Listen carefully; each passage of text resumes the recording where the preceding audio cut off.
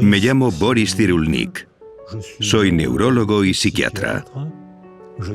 Soy docente en la Universidad de Tolón, especialista en la teoría del apego. ¿Cómo aprende un niño a amar?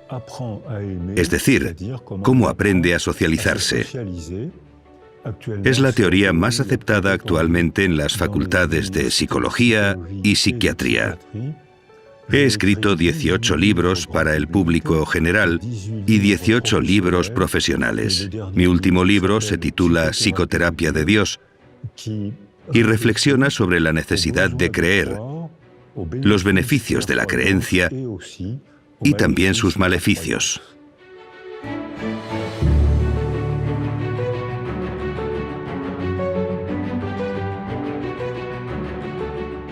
Hola. Hola. Señor Cyrulnik. Me llamo Violeta. Hola, Violeta. Yo soy psicóloga. Y estoy muy contenta de que esté hoy con nosotros para compartir un poco de lo que sabe. Para empezar, nos gustaría hablar del término resiliencia, por el cual es usted una persona de referencia a nivel mundial. Da la impresión de que, últimamente, el término resiliencia está de moda. Mucha gente habla de él. ¿Podría explicarnos un poco en qué consiste la resiliencia? La definición de la resiliencia no puede ser más sencilla. Es iniciar un nuevo desarrollo después de un trauma. No puede haber una definición más simple. Lo complicado es descubrir qué condiciones la permiten, es decir, la segurización, la recuperación, las relaciones y la cultura. Hay que unir todo esto para responder a esa pregunta. ¿Cuáles son las características de una persona resiliente? Depende de la manera en que se construye la personalidad. Si alguien desde el nacimiento, e incluso antes, ha recibido improntas biológicas que lo fortalezcan, se desarrollará. Y si le ocurre una desgracia, sabrá enfrentarse mejor a ella. Ahí hablaríamos de resistencia. Si alguien está traumatizado y después de la desgracia es capaz de iniciar un nuevo desarrollo, entonces hablamos de resiliencia. Es decir, depende un poco de la persona y mucho de su entorno antes del trauma y de su entorno después del trauma. ¿Cómo podemos ayudar a un niño para que sea más resiliente, tanto en casa como en el colegio? Para que el niño pueda adquirir los factores que le permitirán ser resiliente, de entrada hay que transmitirle seguridad. Primero hay que darle seguridad a su madre. Estadísticamente son las mujeres quienes se encargan de los niños. Por eso tiene que sentirse segura y ella, involuntariamente, transmite esa seguridad, que es lo que da seguridad al niño. También hace falta un entorno seguro, estructurado por la madre y por alguien más, que puede ser el padre, la abuela, la guardería, el hogar familiar. Si el entorno seguro protege al bebé, al niño, cuando llega al colegio, ya ha adquirido el placer de aprender. Y el colegio será para él una aventura, un estrés, un pequeño miedo que será capaz de superar. Volverá por la tarde a su casa y estará orgulloso de sí mismo. Le contará a su mamá lo valiente que ha sido y lo que ha acontecido en el cole. Si ha estado vulnerabilizado porque su madre ha sufrido agresiones, porque ha sido abandonada, porque ha estado enferma, porque la vida puede ser muy difícil. Pero los dos grandes factores que vulnerabilizan al bebé son la violencia conyugal y la precariedad social. Es decir, que si alrededor del niño hay violencia conyugal, quien sufre es el bebé, aunque nadie lo toque. Si los padres viven en la precariedad social, algo que cada vez es más frecuente, Son padres que no están disponibles, no tienen ganas de jugar con el niño, están tristes y el entorno que envuelve al niño no le aporta seguridad. Y por eso vemos grupos de niños que no se sienten seguros, que llegan al colegio y le tienen miedo, no les gusta nada. Estos niños lo tienen difícil para ser buenos estudiantes. No es porque tengan un cerebro peor, sino porque no han sentido seguridad desde que empezó a construirse su personalidad. Hemos hablado varias veces sobre segurizar a los niños. ¿Podría explicarnos a qué se refiere cuando habla de segurizar a los niños? La definición de segurización es crear un apego familiar. Y el apego, el amor, es algo flamante, es fiebre, es ardor, está separado de la realidad. Mientras que el apego, por el contrario, se teje en el día a día, con la forma de hablar, compartir el desayuno, la forma de sonreír, la forma de enfadarse también. Está en la vida cotidiana, pero se va tejiendo en el día a día, por lo que apego no es amor. Pero el apego, una vez creado, se convierte en un vínculo muy fuerte, y los niños se sienten seguros por ese fuerte vínculo, porque es un sentimiento de familiaridad. Sé cómo hablarle a mi madre, sé cómo hablarle a mi padre, sé que cuando mi padre hace esto, no me debo fiar, sé que este gesto lo conozco, estoy tranquilo, estoy en casa, no tengo miedo, sé los comportamientos, sé lo que hay que hacer. Yo, niño, he aprendido a hacer esto. Estoy tranquilo, no angustiado. Aunque haya una adversidad, que siempre las hay en el día a día, sabré cómo gestionarla, no me angustia. Lo que crea esa seguridad en un niño es ese vínculo que se va tejiendo a diario, palabra a palabra, desayuno a desayuno. Las cosas cotidianas crean un vínculo que da seguridad al niño. Hay muchos hogares en que el padre trabaja, la madre trabaja, tienen poco tiempo, todo va muy deprisa, los niños tienen muchas obligaciones, actividades extraescolares. ¿Podría darnos algún consejo para estas familias? Para que sus hijos y su entorno se sientan más seguros. Para que en estas familias haya seguridad, hay una palabra mágica: ralentizar. Y que aprendan a cantar o a hacer deporte con sus hijos. Actualmente los occidentales vivimos en la cultura del sprint y nos sale carísimo. Los bebés estadounidenses tienen cada vez más ansiedad. Los bebés, porque Estados Unidos vive en la cultura del sprint que ha llegado a Europa, menos al norte de Europa. Allí, al contrario, aprenden a montar en bici, aprenden teatro, aprenden a usar la palabra, aprenden la lentitud, aprenden a cocinar. Yo lo he visto en Helsinki. En el colegio hay clases de cocina donde niños y niñas preparan platos e invitan a la clase de al lado. Y te aseguro que los niños lo hacen bien. Es decir, que, por lo tanto, cuando llegan a la edad adulta, son excelentes. En clase, en ciencias, en arte, son excelentes. Hay un 1% de analfabetismo. En Francia estamos entre el 12 y el 15%. Un analfabeto será infeliz toda su vida. El 1% en Finlandia, 12 a 15% en Francia. En los países del norte de Europa había muchos suicidios, probablemente debido a la falta de sol, pero han reducido en 10 años la tasa de suicidio en un 40%, cambiando la cultura. Es decir, que tenemos la posibilidad de intervenir y, por supuesto, hay que ralentizar y divertirse para aprender el arte de vivir. ¿Tienen los profesores en el colegio la posibilidad de ayudar a los niños ante situaciones así? Los países del norte de Europa responden a su pregunta. Es decir, Noruega, Finlandia, Suecia responden a esta pregunta. Allí tienen una estrategia educativa muy distinta de la nuestra, y aún más de los países orientales como Japón o China. En los países orientales hacen sprintar a los niños, y el colegio es tan violento que los japoneses me han dicho que es una forma de maltrato.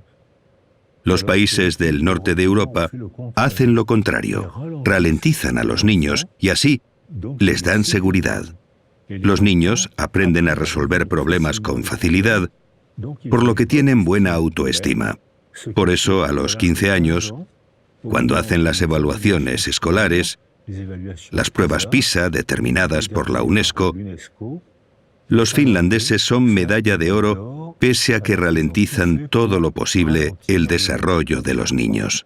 Pero ralentizándolos, les dan confianza, y los niños con confianza aprenden a jugar a aprender. Se lo pasan bien aprendiendo.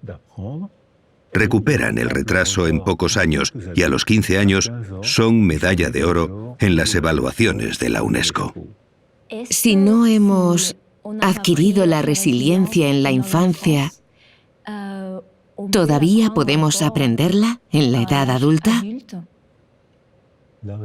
La resiliencia está en marcha toda la vida, pero los primeros años son muy importantes. Es como una partida de ajedrez. Los primeros movimientos son muy importantes, pero mientras la partida no haya terminado, siguen quedando buenos movimientos. La resiliencia no es la misma cuando somos niños, antes de hablar, cuando somos niños y sabemos hablar, cuando somos adolescentes o cuando somos personas adultas. Los casos que accionan la resiliencia no serán los mismos.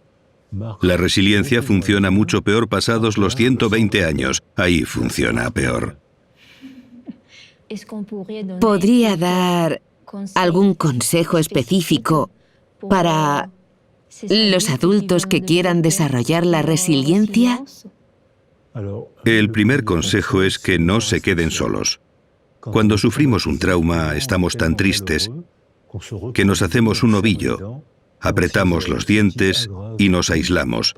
Y esto solo agrava, ya que el recuerdo de la herida se refuerza más y más. Solo pensamos en eso y agravamos el sufrimiento. Así que el primer consejo sería luchar contra uno mismo si nos apetece aislarnos. Y sobre todo, hay que hablar o quedar con la gente con la que tengamos confianza.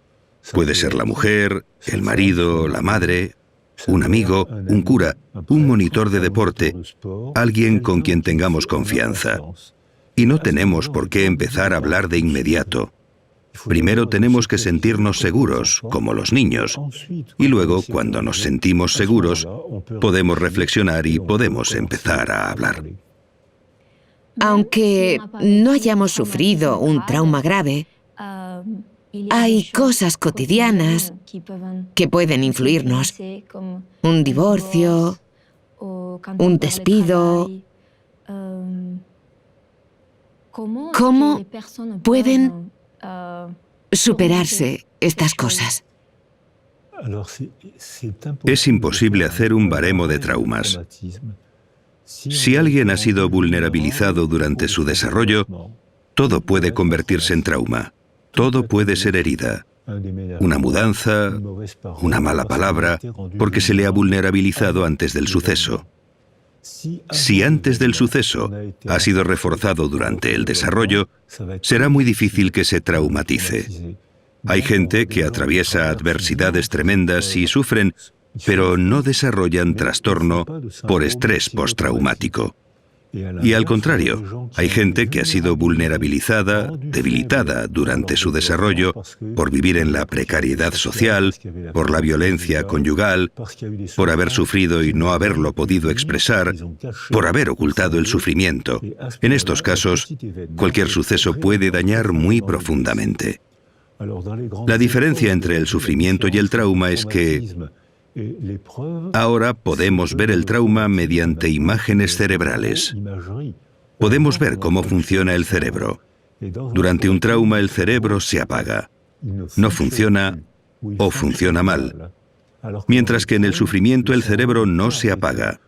Estás afligido, ansioso, triste, enfadado, pero el cerebro funciona, mientras que en un trauma se ralentiza, no funciona, solo muestra colores apagados, azul, verde, gris. Cuando el cerebro funciona bien porque estamos positivamente estimulados o contentos, el cerebro trabaja y consume energía, y se ve rojo, verde, amarillo, y se desplaza por todo el cerebro. Hablamos de trauma si el cerebro se apaga. Cuando estamos, como en boxeo, KO. Sin embargo, hablamos de adversidad si sufrimos, pero el cerebro sigue funcionando bien. Y funciona bien si ha sido reforzado durante el desarrollo en la infancia temprana. Y al contrario, es frágil si hemos sido fragilizados durante la infancia temprana. No podemos señalar una causa-efecto. No podemos decir que un trauma causa mucho daño. Dependerá de la manera en que nos hayamos construido antes de enfrentarnos a la desgracia o la dificultad. También habla sobre la diferencia entre el trauma y la representación del trauma. Así es. En un trauma se sufre. El sufrimiento forma parte de la condición humana. Estamos dolidos, tristes y sufrimos. Pero después, cuando representamos lo que nos ha pasado, si estamos bien rodeados, si tenemos apoyo y tenemos la posibilidad de reflexionar, de pensar, sufrimos en lo real, pero pronto dejamos de sufrir en la representación de lo real. Pero si nos quedamos solos, solo pensamos en la desgracia. ¿Por qué me ha hecho esto? ¿Por qué he respondido así? ¿Por qué no me defendí? ¿Por qué nadie me defendió?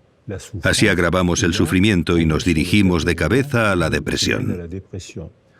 Así que depende del apoyo que recibimos después del trauma. Es un apoyo afectivo. No tiene por qué ser un psicólogo. Puede ser un amigo, un cura, el marido, la mujer, alguien en quien confiemos, pero necesitamos tener apoyo y para eso no debemos quedarnos solos. Hemos hablado de resiliencia. Su historia personal es una inspiración para nosotros, porque a pesar de una situación difícil, lo ha superado todo. ¿Podría compartir con nosotros su historia personal? ¿Y cómo ha influido en su carrera profesional? Lo que motiva la psicología es la necesidad de comprender. Necesito comprender lo que me ha pasado. Muchos psicólogos tienen esta motivación. Tienen la necesidad de comprender algo que les ha pasado. Es una buena motivación, pero hay que trabajar, hay que leer, conocer, reflexionar. Es apasionante. Es agotador, pero es apasionante. Nací antes de la Segunda Guerra Mundial. Mis padres eran judíos ucranianos y polacos. Mi padre se alistó en el ejército francés para luchar contra los nazis. Resultó herido y fue arrestado en la cama del hospital por la policía del país por el que luchaba y desapareció en Auschwitz. Mi madre y gran parte de mi familia también desaparecieron en Auschwitz. Yo fui detenido por la Gestapo, la policía francesa asociada al ejército alemán, cuando tenía 6 años y medio. Conseguí escaparme de unas condiciones surrealistas. Una vez liberado, cuando contaba lo que había vivido durante la guerra, la gente se partía de risa. Lo has oído bien, la gente se reía porque les parecía increíble. Y es que lo era. ¿Se partían de risa? Sí. La gente creía que me inventaba las historias. Creían que eran cosas que me había inventado. Luego, en 1982 u 83, escribí mi primer libro. Me invitaron a la televisión francesa en Burdeos, donde me habían arrestado, y alguien llamó por teléfono a un periodista y dijo: ¿ese no es el pequeño Boris al que ayudé a escapar? Y dejó su número de teléfono y su dirección. Llamé a un taxi y fui a ver a esta mujer, que era enfermera de la Cruz Roja. Yo tenía 6 años cuando me escapé. No podía irme muy lejos. Me hizo señas para que me escondiera bajo el cuerpo de una señora moribunda y el coche se marchó. De 1.700 personas arrestadas, hubo 2 supervivientes. Esta señora y yo, que me había escondido debajo de ella. Me reencontré gracias a la televisión de Burdeos con todos los testigos de mi fuga. Ahora tengo relación de amistad con ellos y con sus hijos, y les contamos esta historia sonriendo. Porque algo que fue una tragedia durante y después de la guerra, con el paso del tiempo y después de haber trabajado, de haber hecho por comprender por qué los hombres de un país culto, porque Alemania era el país más culto de Occidente en los años 30, país de científicos, músicos. Había un jazz en Alemania muy alegre, precioso. Era el país más culto de Occidente, y fue en ese bonito país, en esa bella cultura germánica, donde sucedió una de las mayores tragedias de la historia humana, la Segunda Guerra Mundial y el nazismo. Pero ahora podemos hablar de ellos sonriendo. Podemos intentar comprender. Con los hijos de esta señora y con los nietos de esta señora, bajo la cual me escondí porque estaba moribunda, hablamos de esto sonriendo. Tras haber escuchado su historia, me pregunto, para que un niño sea más resiliente, ¿los factores proceden del nacimiento? O sea, ¿son genéticos o tienen que ver con el entorno? El factor genético juega un papel muy pequeño. El sexo está determinado genéticamente. El color de los ojos, el color del pelo. Hay 7.000 enfermedades genéticas. Todo esto no dice prácticamente nada de la condición humana. No he hablado del desarrollo del bebé en el interior de la madre las últimas semanas de embarazo. Ahora sabemos que hay una comunicación intensa entre la madre y el bebé.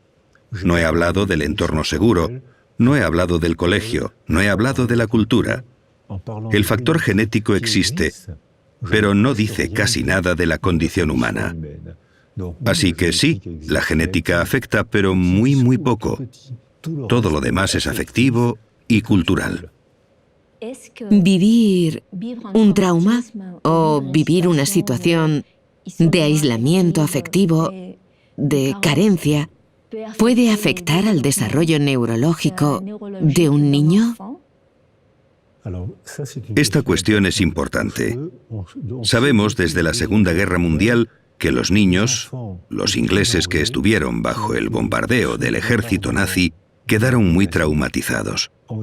Vieron morir a sus padres y ellos quedaron enterrados entre los escombros. Fueron acogidos por Anna Freud, la hija de Sigmund Freud. Estaban acogidos en Hampstead, un barrio de Londres. Todos estos niños tenían un retraso en el desarrollo y no se sabía explicar. Ahora sí que sabemos, gracias a la psicología y la neuroimagen. Se pueden hacer pruebas de desarrollo y ver que esos niños tienen un retraso.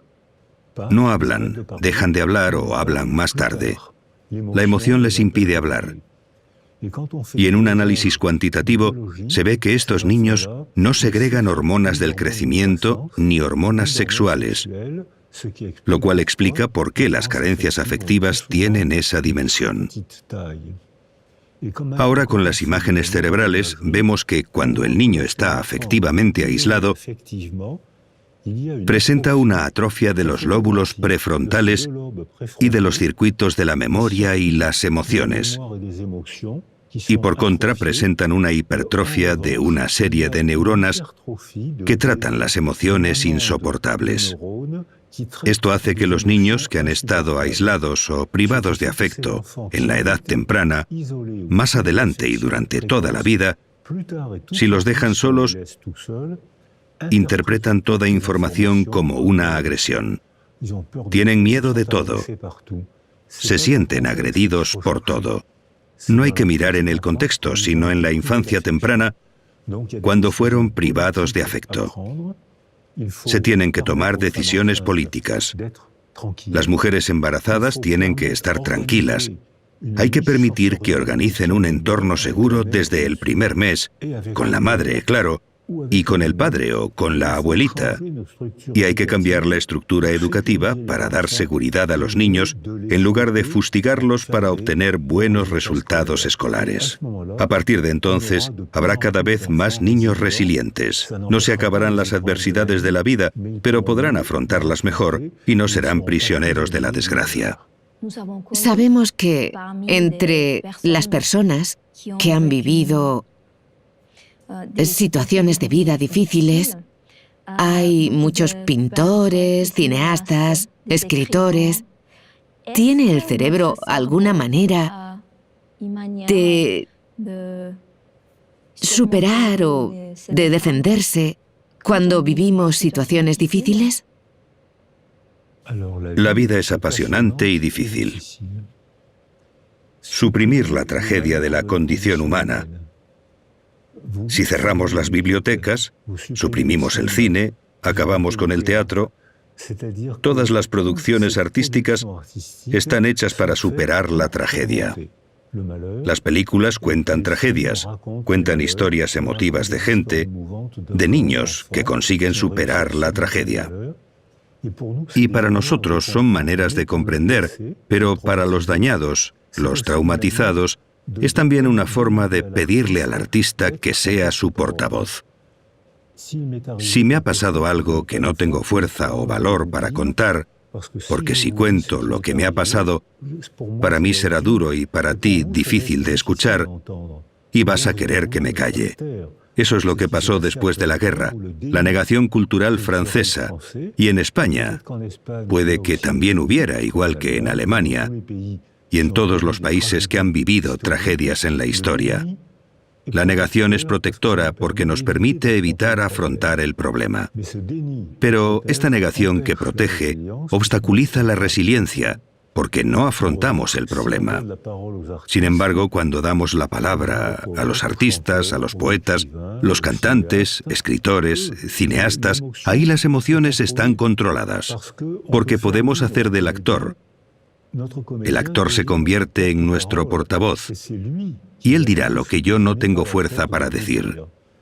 El desvío, el alejamiento de la emoción, el control de la emoción, la representación de la tragedia de manera soportable, ya sea con una película, una novela. Así los demás pueden intentar entender sin angustiarse ni sentirse incómodos por la tragedia. Si yo te cuento la tragedia que me ha ocurrido, vas a querer que me calle porque te incomodará. Y me dirás, bueno, ya pasó.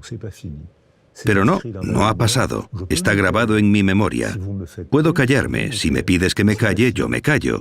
Pero no ha pasado. Al revés, si me callo, le daré vueltas y lo reforzaré. Si te digo, yo no tengo fuerzas para decirlo, pero ve al cine a ver tal película que cuenta una historia de una violación. Cuenta cómo consigue una mujer forcejear, defenderse, volver a la vida. Ve al cine a ver la historia de un exilio, para ver cómo se han adaptado a una nueva cultura, que no siempre fueron bien recibidos.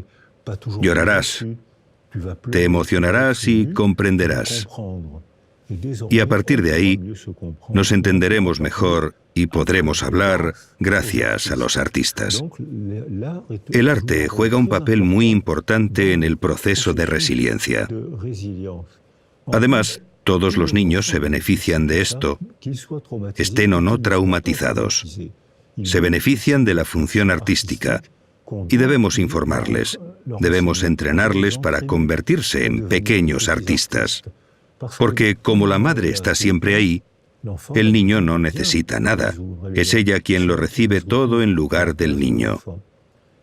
Pero cuando la madre se va a trabajar o a ocuparse de ella misma, hacer la compra, el niño está solo y tiene que aprender a soportar la marcha de su madre, haciendo dibujos y pensando, cuando vuelva mamá le daré este dibujo y se pondrá contenta, me dará un abrazo y será una fiesta afectiva.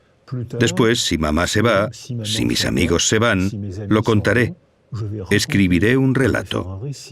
Lo comprenderán. Es verdad que necesitamos una carencia para volvernos creativos. La carencia invita a la creatividad. En un niño totalmente aislado, su cerebro estará dañado y no podrá ser creativo. Pero un niño demasiado protegido tampoco invita a la creatividad. Entonces la madre, el padre, tienen que estar ahí para darle seguridad y de vez en cuando considerarse a sí mismos como personas para dejar un espacio vacío al niño, para que el niño dibuje, invente un cuento, una novelita, para esperar el retorno de la madre. Es la carencia lo que invita a la creatividad. Entonces, cuando habla de resiliencia, también habla de altruismo. ¿Existe una relación entre el altruismo y la resiliencia? Hemos leído que hay mecanismos de defensa psicológicos positivos. ¿Puede hablarnos un poco del altruismo y estos mecanismos? Cuando hemos vivido una tragedia, estamos a la defensiva. Necesitamos defendernos. Y cuando retomamos nuestra vida y sufrimos menos, muy a menudo a la gente le nace un deseo altruista. Tienen ganas de ayudar a otros, porque saben lo que es el sufrimiento. Muchos psicólogos se hacen altruistas porque han tenido un problema, un sufrimiento en la infancia que los lleva a... Les interesa el mundo de los otros. Cuando trabajé en el Congo con los niños soldado, cuando les preguntaba qué querían ser de mayores, casi todos me contestaban que querían ser periodistas o médicos. ¿Por qué periodistas? Porque tengo que contar esto. Tengo que dar testimonio de lo que ocurre cuando un niño se transforma en soldado. ¿Y por qué médicos? Porque sé lo que es el dolor y quiero aprender a proteger a otros niños del dolor. El altruismo es un mecanismo de legítima defensa para combatir el dolor. Muchos médicos, psicólogos, asistentes sociales conocen este proceso que es bueno, es moral, porque invita a entender y a compartir con alguien lo que hemos entendido. Pero, igual que las madres que deben estar ahí, pero no siempre, el terapeuta, el cura, deben estar ahí, pero no siempre. Es decir, que es necesario que el niño se vea invitado a la creatividad y que lo hagamos coautor de su desarrollo. Yo, adulto, te digo que te comprendo, pero tú, niño, puedes decir lo que piensas. Y así el niño traumatizado o el adulto herido contribuye a la reconstrucción resiliente. Pero hay que tener cuidado con este mecanismo. Hicimos una encuesta en Tolón, donde yo vivo, en la que contrastamos que el 50% de los enfermeros y el 50% de los psicólogos tienen depresión por agotamiento profesional. Porque cuando te centras demasiado en el otro, acabas por descuidarte tú. Por eso a mis estudiantes les digo, ¿queréis ser médicos y psicólogos? ¡Bravo! Pero, ¿qué más vais a hacer? ¿Cómo que qué más? Preguntan. Claro, si eres psicólogo, apúntate a un coro y aprende a cantar o a un equipo de fútbol. Haz algo más para preservarte tú, porque tú eres una persona también. No debes sacrificarte por otro. Ayudas a los demás porque es tu vocación, es tu formación, y está muy bien que ayudes a otros. Pero tú también eres una persona, y si te despersonalizas, caerás en depresión y no les serás útil a los demás. Cuando habla de altruismo, entiendo que habla también de empatía. ¿Hay diferencia entre el altruismo y la empatía? Efectivamente, la empatía es la capacidad de descentralizarse uno mismo para representar el mundo de otro. Los niños privados de afecto y los niños aislados sensorialmente, si no tienen a nadie, no pueden aprender empatía. Si solo se tienen a sí mismos, se balancean, se vuelven grises, se hieren, se dan cabezazos contra la pared, se mutilan en la adolescencia. Si no hay alteridad, uno mismo es su única alteridad. No hay altruismo porque no hay empatía, debido a la carencia afectiva precoz, muy precoz. Hay pedagogía de la empatía. Si creamos un entorno seguro para el niño, una vez se sienta seguro, aprenderá a descubrir al otro. Pero solo puede ocurrir si se siente seguro. Entonces se interesará por el otro e iniciará un proceso de altruismo. Como me contaban los niños soldado, como sé lo que es el dolor y sé lo que hay que hacer, voy a ser altruista. Es un camino sistémico. Es un sistema, no una causa que explica un efecto. Es todo un sistema que evoluciona y está constantemente sometido a las presiones del entorno.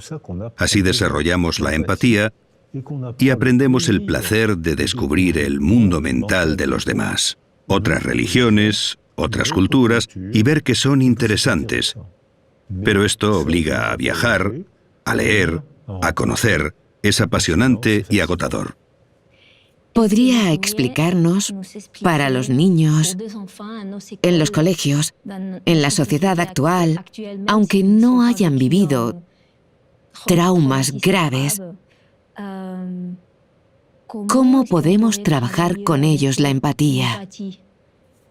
Por parte de los profesores, el centro educativo, los padres. Eso es lo que nos pidió Macron, el presidente de Francia. Le enviamos no hace mucho un informe sobre jardines de infancia que fue muy bien recibido por el presidente, los medios, los periodistas y las familias. Hay que introducirlo en el colegio, en las guarderías incluso. Nosotros trabajamos con músicos, musicólogos y neurólogos asociados. Sabemos que un niño que toca un instrumento estimula el lóbulo temporal izquierdo. Gracias a la neuroimagen hemos visto imágenes y vídeos. La zona temporal izquierda es la que trabaja el lenguaje. Los niños que tocan un instrumento hablan mejor y hablan antes que aquellos que no tocan ningún instrumento musical. Y los que no saben tocar ningún instrumento, los metemos a cantar en un coro. Hemos constatado que los niños que hacen música socializan con más facilidad porque se sienten confiados con los demás. La confianza es el verdadero tranquilizante. Se sienten familiarizados con los demás, hablan con más facilidad, aprenden rituales de interacción. Por eso socializan más fácilmente, les gusta la escuela y tienen un buen rendimiento escolar, con la música y el deporte en el colegio. Al hacer deporte estimulamos el cerebro y funciona mejor. Mientras que ahora en Occidente, ¿qué padece todo el mundo? Enfermedades derivadas del sedentarismo, porque hemos descuidado nuestro cuerpo. También el dibujo, el teatro y el cine son excelentes para desarrollar la empatía. ¿Crees que la tuya es la única religión válida y que los demás son infieles por creer en otro Dios? Pues te pongo una película de 1 hora de un niño que cree en un Dios distinto del tuyo y verás que son seres humanos como tú, solo que creen, por su cultura, en otro Dios. Es entretenido, es interesante, a veces es irritante, pero es la condición humana. Por tanto, las obras de arte muy pronto, desde la guardería. Los cuentos se enseñan a los niños a expresarse. Y luego hablamos de la moraleja del cuento. ¿Por qué le roban el queso al cuervo? porque se deja engañar por la zorra. Podemos trabajar las moralejas con cuentos infantiles. Les contamos una historia bonita y les invitamos a convertirse en pequeños filósofos. Y esos pequeños filósofos son inteligentísimos desde bien pronto. El otro día hablaba con una pequeña filósofa de 5 o 6 años. Hablábamos de la muerte, porque cuando los niños descubren la muerte, es un problema metafísico, es importante para ellos. Le pregunto a mi pequeña filósofa qué es la muerte para ella y me dice: muy fácil, te caes, te quedas frío, te llevan al hospital, te calientan y vuelves. Esto nos permitió hablar de la representación del tiempo en el plano filosófico con una pequeña filósofa de 5 años que lo entendía todo. Entonces creo que el arte, introducido muy pronto en el colegio, la música, el deporte, porque el deporte es una forma de arte, el arte, el deporte, el dibujo, el cine, el teatro, forman parte de la condición educativa, desarrollan la empatía y permiten aprender a convivir mejor. Hay una frase que dice: el dolor es inevitable, el sufrimiento es opcional. ¿Qué opina usted sobre esta frase? Es magnífica, porque el dolor, todos los mamíferos sienten el dolor igual. Por ejemplo, nos quemamos la piel. Hay un trayecto que la une con la médula espinal, llega a la base del cerebro y llega al córtex.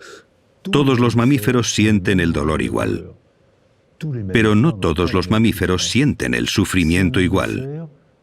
Si un mamífero o un bebé humano ha recibido seguridad durante su desarrollo por su madre, su padre, la familia, el colegio, el vecindario, las palabras, el teatro, todo eso, cuando recibe un golpe, le duele. Eso es el dolor. El sufrimiento es otra cosa. Si ha tenido una infancia segura, sufrirá mucho menos que alguien que no la ha tenido de pequeño y que percibe la sensación del dolor de forma exacerbada, amplificada. El dolor sin sentido aún duele más. Los seres humanos vivimos en un mundo de sentido. Necesitamos tener sueños y tener recuerdos para darle una dirección a nuestra vida. Si nuestra dirección viene de un dolor no superado, sin resiliencia, al recibir un golpe sufrimos muchísimo y sin posibilidad de modificar ese sufrimiento. Si hemos crecido fortalecidos y con seguridad, recibimos el mismo golpe, una tragedia. Pero hemos aprendido a ser más fuertes que el sufrimiento, que el dolor, y entonces sufrimos menos. Sufrimos una sola vez, como los animales. Y además, si hacemos algo con ese dolor, ese sufrimiento, habremos transformado el sufrimiento en obra de arte. Entre los artistas, entre la gente del cine, se da un número inusualmente alto de niños privados de afecto que se refugian en el cine, que hacen películas muy bonitas y emotivas, porque, al haber sido heridos, han encontrado un medio para transformar esa herida y convertirla en producción artística. La mayoría de las obras de arte son confesiones autobiográficas. Me gustaría que hablásemos de una cuestión de actualidad. Ahora mismo, en nuestra sociedad actual, hay guerras, hay conflictos políticos, distintas migraciones, hay gente que sufre y hay mujeres embarazadas que también sufren. ¿Puede esto afectar al desarrollo del niño que todavía no ha nacido, igual que a la gente que ha sufrido? Esta es una pregunta muy científica que se investiga desde hace 10 o 15 años. Es objeto de estudios israelíes con mujeres embarazadas traumatizadas por los atentados. Mujeres israelíes y palestinas que acudieron a consulta por síntomas de estrés postraumático. Estas mujeres, 170 mujeres embarazadas, trajeron al mundo a 170 bebés y todos presentaban ya una alteración cerebral. Todos tenían ya un mal funcionamiento cerebral. Si hubiésemos dejado solas a esas mujeres, los bebés habrían empezado su vida con una grave deficiencia neurológica. Esto no ocurrió. Las mujeres estuvieron arropadas, los bebés también, y esto activó un proceso de resiliencia más o menos sencillo. Algunas de las mujeres y de los bebés iniciaron rápidamente el proceso de resiliencia. Para otras fue más difícil y otras no pudieron. Este fue el primer trabajo que se llevó a cabo en Tel Aviv. Después llegaron los investigadores en biología y demostraron que cuando el estrés forma parte de la vida. Todos vivimos momentos de estrés. Cuando tienes exámenes, sufres estrés. Forma parte de la vida, pero superas ese estrés y te enorgulleces por ello. Forma parte de la vida y no debemos privar a los niños del estrés. Pero si el estrés es demasiado fuerte, intenso, prolongado, y si dejamos al niño solo, el exceso de cortisol y de catecolaminas, es decir, las sustancias del estrés, termina por dañar las células cerebrales y el cerebro queda alterado por haber dejado a la mujer y al niño solos. Es decir, hemos dejado que las sustancias del estrés se conviertan en tóxicas para el cerebro. Hoy sabemos que los extremos de los cromosomas reciben unos fragmentos llamados radicales metilo. Son fragmentos que obstruyen la expresión del cromosoma. Es decir, el cromosoma no cambia, pero las obstrucciones causadas por este exceso de sustancias tóxicas hacen como tapones que hemos fotografiado. Se ven manchas negras. Una cinta genética sana, con obstrucciones, no se expresa igual en absoluto.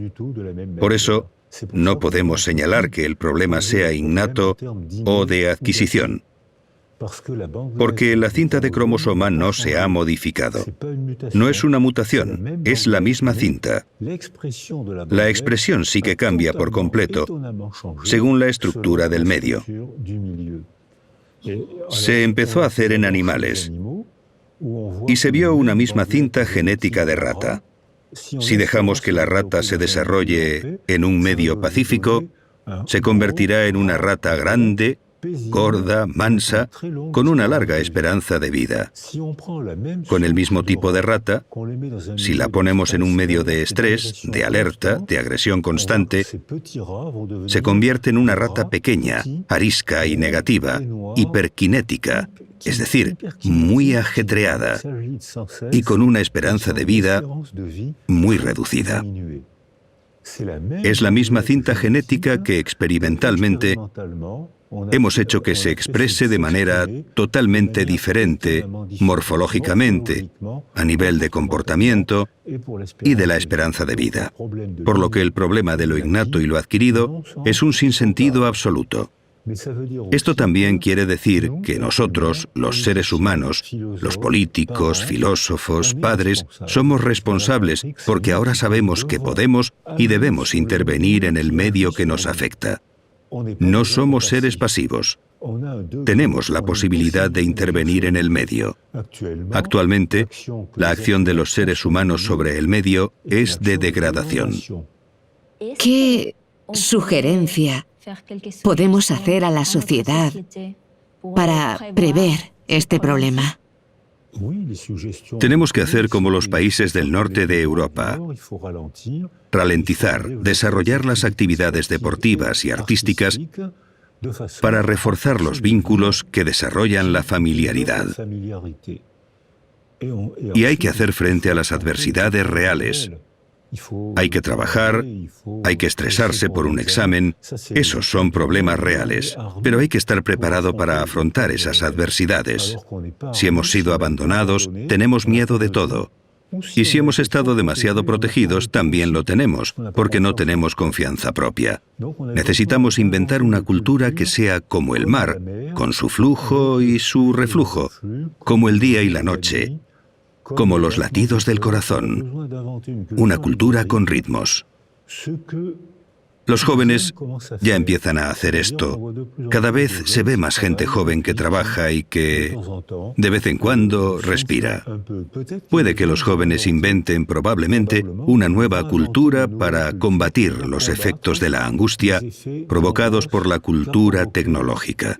La cultura tecnológica combatió el miedo de la Edad Media y el miedo que conocíamos hasta los 50. Eso ha sido gracias a la tecnología. Pero ha tenido como efecto secundario el desarrollo de la angustia. Puede que la cultura que van a inventar los jóvenes permita también controlar la angustia. Es muy interesante lo que ha compartido con nosotros. Le agradecemos mucho su presencia y esta entrevista. No, ha sido un placer. Gracias por invitarme.